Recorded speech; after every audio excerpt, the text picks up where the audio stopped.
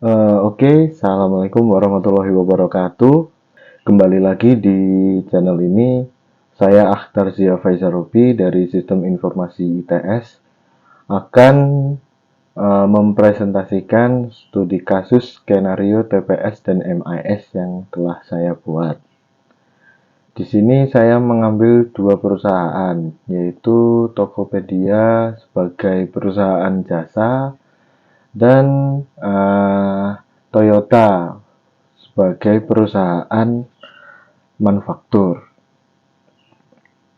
Oke, sebelum kita ke perusahaan-perusahaan tersebut, saya ingin menjelaskan tentang diagram sistem informasi secara umum. Jadi dari bawah ke atas terdiri dari TPS, yaitu Transaction Processing System, yang itu definisinya adalah sistem informasi yang dikembangkan untuk memproses data untuk transaksi bisnis rutin seperti daftar gaji dan inventarisasi. Kemudian naik di middle manager ada Management Information System atau bisa disebut juga MIS, yaitu sistem yang menyediakan informasi yang diperlukan untuk mengelola organisasi secara efektif dalam suatu aplikasi sistem yang menyediakan laporan informasi bagi pihak manajemen. Kemudian naik lagi pada senior manager, yaitu ada Decision Support System, bisa dibilang DSS, yaitu sistem informasi berbasis komputer yang menggunakan model keputusan dan database khusus untuk membantu proses pengambilan keputusan bagi manajerial and user. Terus di level yang paling atas yaitu eksekutif, ada Executive Information System, yaitu EIS. Salah satu jenis manajemen sistem informasi untuk memudahkan dan mendukung keterangan dan pembuatan keputusan yang dibutuhkan eksekutif senior dengan menyediakan kemudahan akses terhadap informasi baik dari dalam maupun dari luar yang relevan dengan tujuan organisasi. Oke, sekarang kita masuk ke perusahaan yang pertama di bidang jasa, yaitu Tokopedia.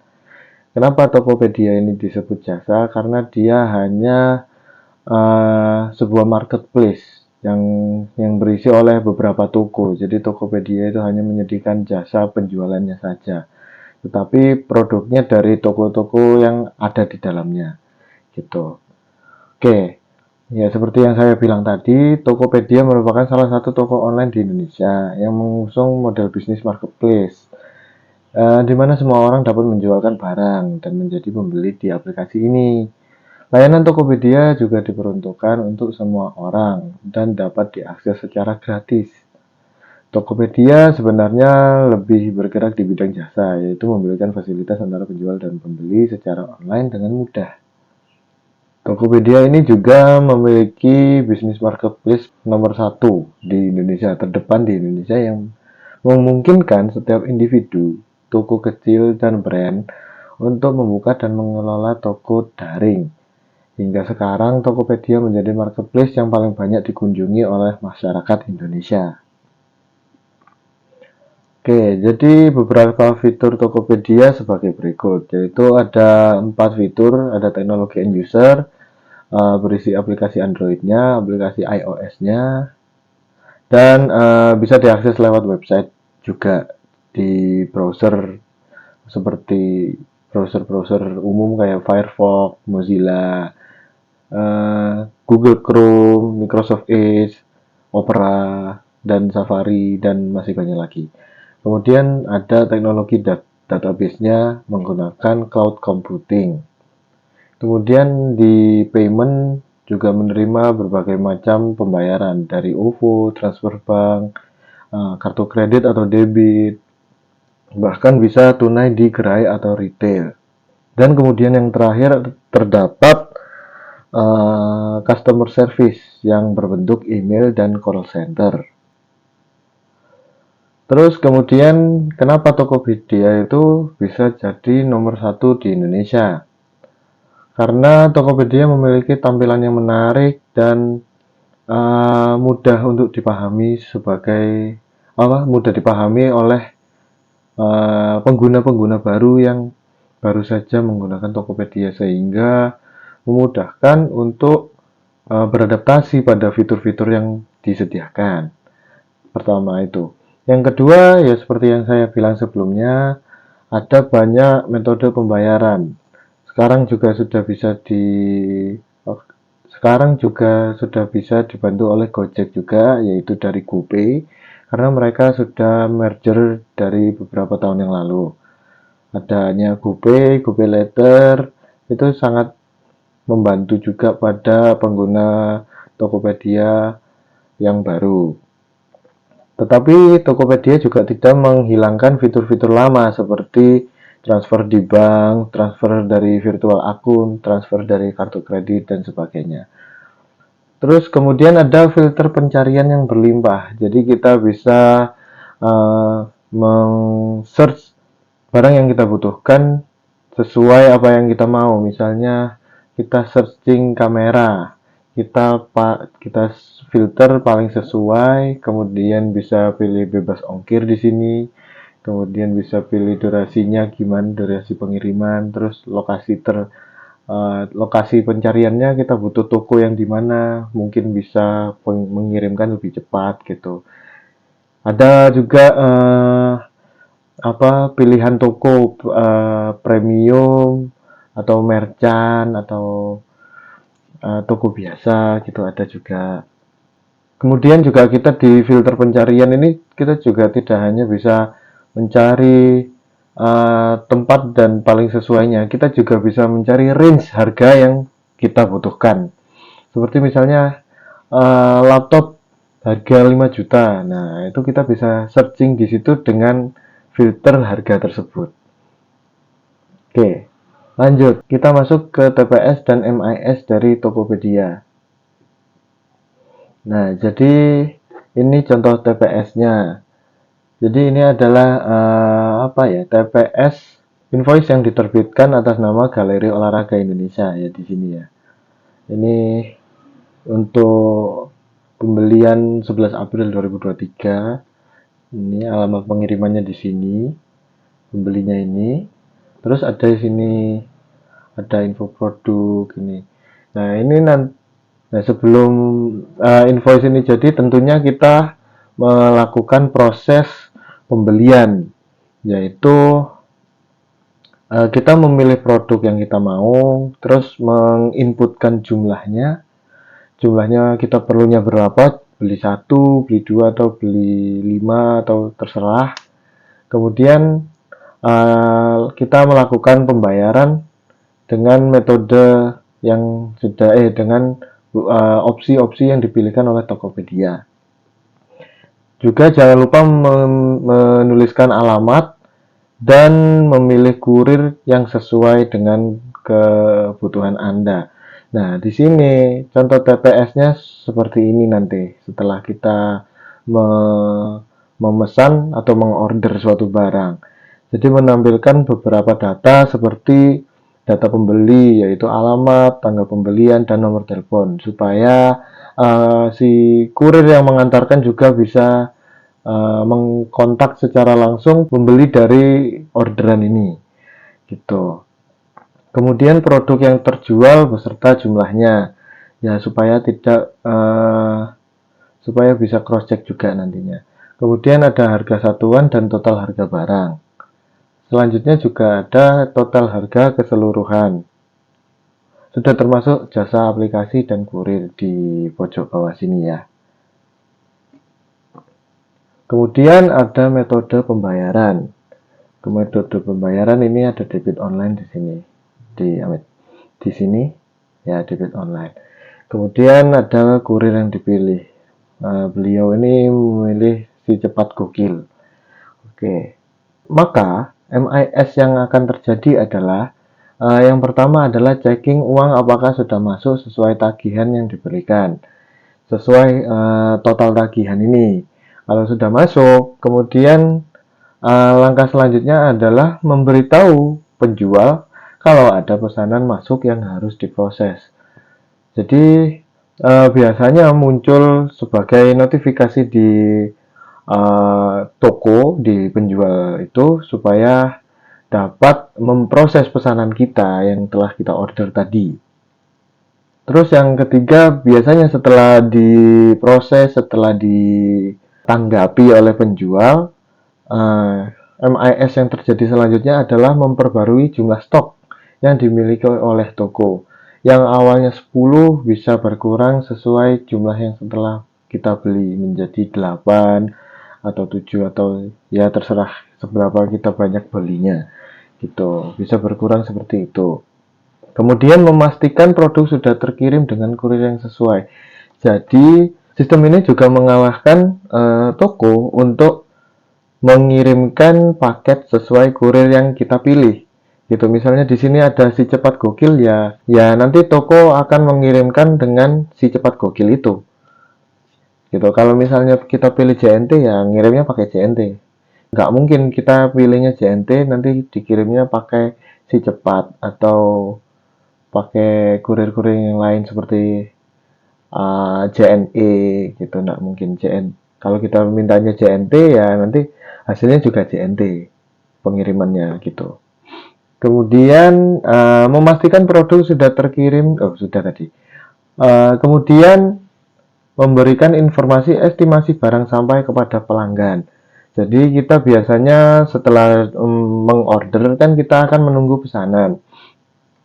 Nah, itu kita disediakan informasi berupa estimasi proses pemrosesan barang sudah sampai mana progresnya gitu. Misalnya tahap pertama itu barang sedang diproses, berarti masih di packing dan sebagainya. Setelah barang sedang diproses, kemudian muncul barang sudah terkirim. Nah, itu barang sudah terkirim, nanti ada cabangnya lagi gitu. Sudah masuk depot mana, depot Jakarta. Terus dari Jakarta berjalan menuju Surabaya, misalnya kalau Anda di Surabaya. Kemudian di Surabaya akan masuk pool daerah Anda, misalnya Rungkut, ya kan? Dari Rungkut nanti menuju kurir. Nah, setelah kurir nanti paket sudah di jalan dan sudah sampai di rumah Anda sesuai tanggal yang diestimasikan. Biasanya estimasi tanggal itu bisa lebih cepat, bisa lebih lama dari hasil sebenarnya, karena ya sistemnya cuma bisa mengestimasikan, bukan memprediksi gitu. Oke, selanjutnya kita menuju ke perusahaan manufaktur mobil terbesar di dunia, yaitu Toyota. Oke, jadi Toyota Motor Corporation ini didirikan oleh Toyota pada September 1933 sebagai divisi mobil pabrik tenun.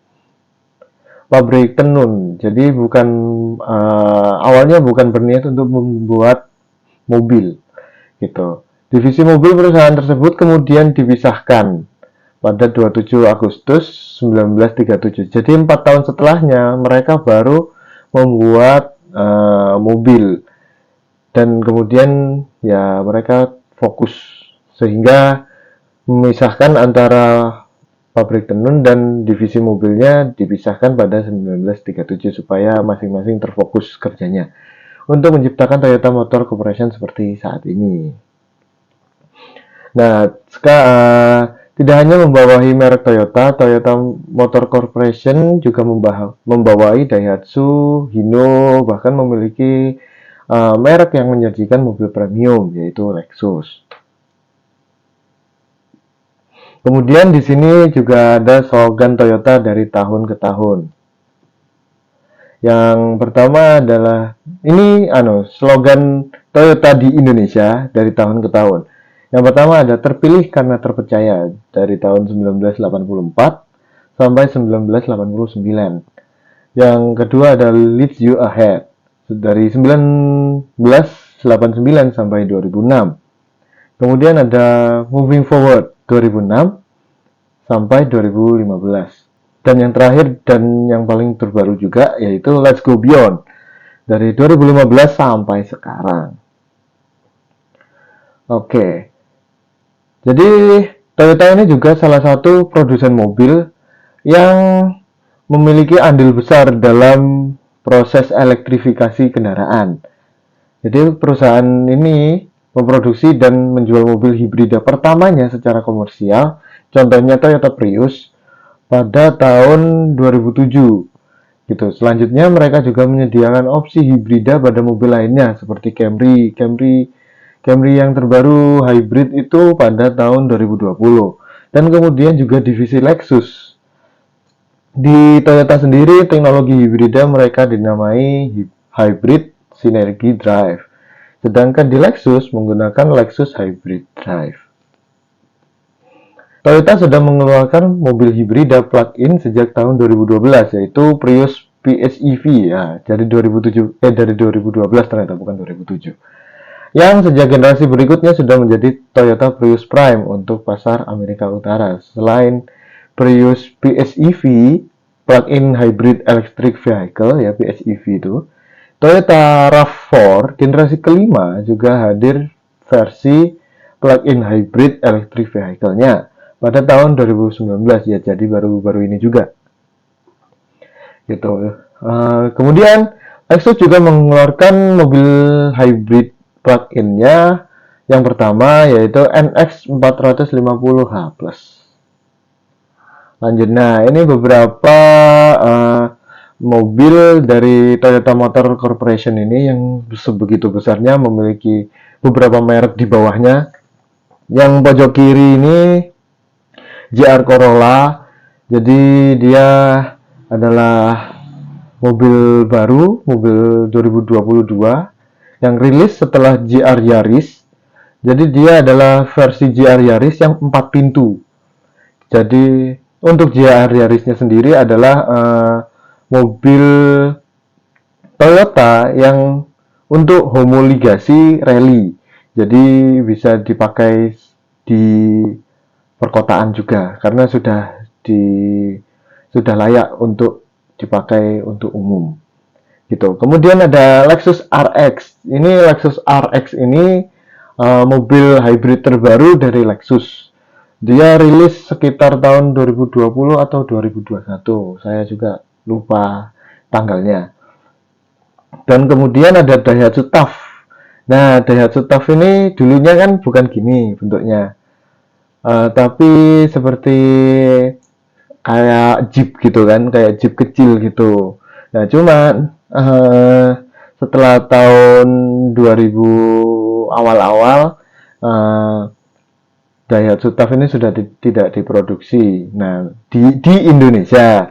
Namun di Jepang masih ada dan menjadi bentuk keicar seperti ini. Jadi keicar itu pengertiannya adalah mobil kecil, ya mobil kecil yang tidak sampai 3 meter panjangnya, dan memiliki cc yang kecil juga di bawah 1000 cc biasanya. Ini juga spesifikasinya 750 kayaknya, 750 cc. Jadi kecil sekali ininya, tapi dibantu oleh turbo supaya tidak terlalu lemot. Gitu. Ya dari yang besar segitu jadi Daihatsu TAF yang keicar dan hanya diproduksi di Jepang saja. Masuk di Indonesia harganya mahal. Oke, jadi kalau di Tokopedia tadi contoh TPS-nya adalah berupa invoice. Nah, kalau yang di Toyota ini saya menemukan contoh TPS-nya adalah hasil penjualan bulan Juni dan hasil produksi pada bulan tersebut juga gitu, yang menampilkan beberapa data seperti total produksi di seluruh dunia, termasuk Daihatsu, Hino, dan Lexus. Nah, cuman Lexus di sini entah kenapa tidak ada, padahal saya juga mencari data ini dari website toyotaglobal.com gitu. Kemudian ada total produksi dalam negeri yaitu Jepang ya, di sini ya ada 300 ya, sekian ribu. Kemudian ada total produksi di luar negeri. Produksi di luar negerinya Toyota itu ada di Indonesia, ada di Thailand, ada di India sepertinya. Gitu. Kemudian ada di benua Amerika. Kemudian ada total penjualan keseluruhan, termasuk Daihatsu dan Hino juga. Mana penjualan? Nah, yang ini worldwide sale.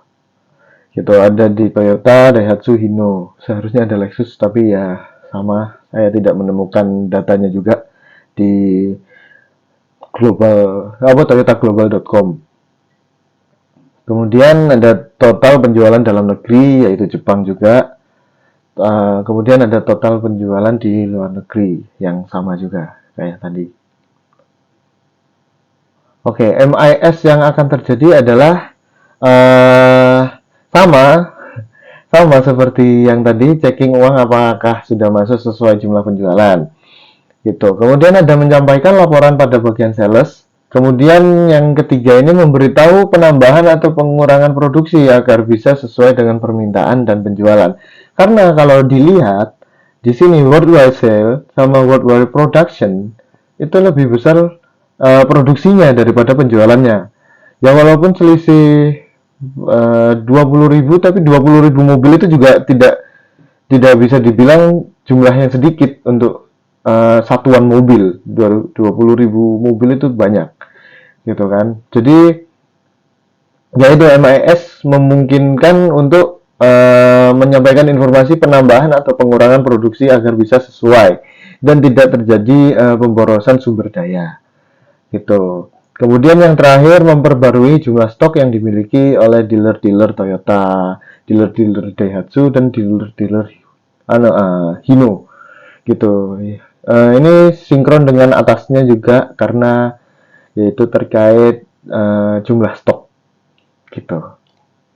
Oke, sudah sekian presentasi saya, kurang lebihnya mohon maaf. Sampai jumpa di tugas-tugas selanjutnya. Terima kasih.